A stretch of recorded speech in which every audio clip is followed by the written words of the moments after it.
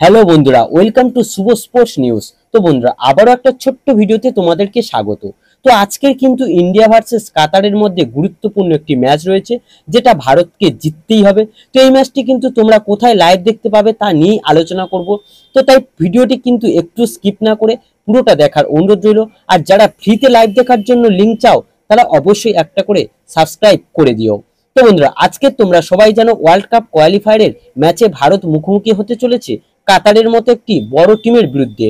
তো এই ম্যাচটা কিন্তু আমাদের ইন্ডিয়ার অ্যাওয়ে ম্যাচ, আর ম্যাচটি শুরু হতে চলেছে রাত্রি 9টা 15 ভারতীয় সময় অনুযায়ী। এবার দেখো বন্ধুরা, এই ম্যাচটা কিন্তু টিভিতে লাইভ টেলিকাস্ট হবে না।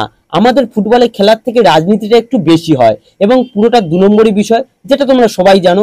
না হলে ইন্ডিয়া একটা ওয়ার্ল্ড কাপ কোয়ালিফায়ারের মতো ম্যাচে খেলতে নামছে, সেখানেও সাধারণ সমর্থক যারা, তাদের জন্য কোনো ভালোভাবে ম্যাচ দেখার ব্যবস্থা পর্যন্ত করা হয়নি।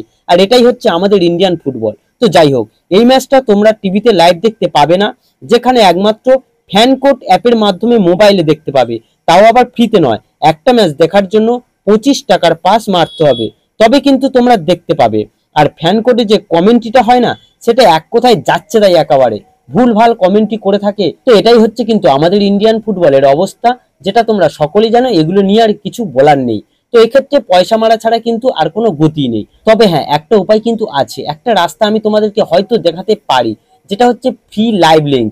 তো আজকের ম্যাচের ফ্রি লাইভ লিঙ্ক যদি পাই, তাহলে অবশ্যই পিন কমেন্টে শেয়ার করব, যাতে তোমরা বিনা মূল্যে আজকের ম্যাচটা উপভোগ করতে পারো এবং দেখতে পারো। তো সেই কারণে অবশ্যই আমার এই ছোট্ট চ্যানেলটিকে লাইক ও সাবস্ক্রাইব করে রাখুন।